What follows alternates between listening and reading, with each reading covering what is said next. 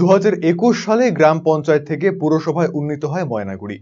পুরসভা গঠনের পর থেকে গ্রাম পঞ্চায়েতের ভবনেই চলছে পৌরসভার কাজকর্ম। খুব অল্প জায়গা থাকার কারণে পৌরসভার সমস্ত বিভাগ সঠিকভাবে কাজ করতে পারছিল না। এবারে নবগঠিত ময়নাগুড়ি পৌরসভার নতুন ভবনের জন্য জমি বরাদ্দ করা হলো।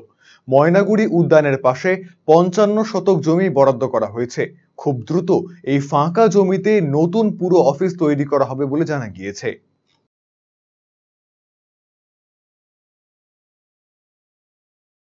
এটা তো অ্যাকচুয়ালি অনেক আগে হওয়া উচিত ছিল, কারণ নতুন পৌরসভা যেহেতু পৌরসভার কোনো ভবনও ছিল না, তো এখন নতুন করে জায়গা পেয়েছে, সেখানে দাঁড়িয়ে অফিসটাও হবে এবং মানুষ পরিষেবাটা আরও বেশি করে পাবে। এটাই আমাদের মনে হয় যে এই জিনিসটাই হওয়া উচিত ছিল আরও অনেক আগে। তো শুনেছি ময়নাগুড়ি পার্কের পাশে জায়গাতে পৌর ভবন তৈরি হবে। আমরা খুবই খুশি।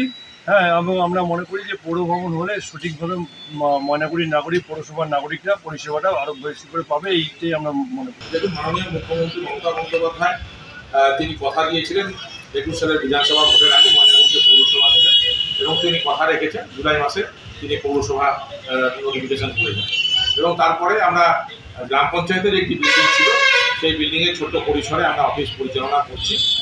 যদিও মানে ছোট জায়গা হলো, মোটামুটি চলবার মতো আছে এবং চলছে সেই। এবং তার পরবর্তীতে আমাদের পার্কের পাশে, ময়নাগুড়ি পার্কের পাশে একটি ল্যান্ড ডিপার্টমেন্টের জায়গা আছে, পরিত্যক্ত জায়গা, ফাঁকা জায়গা।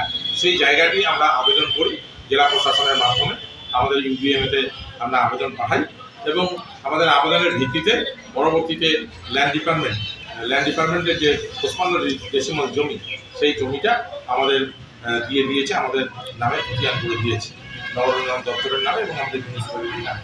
এবং আমি আশা করছি যে আমাদের যে বিল্ডিং প্ল্যান, সেটাও হয়তো অনুমোদন পেয়ে যাবে।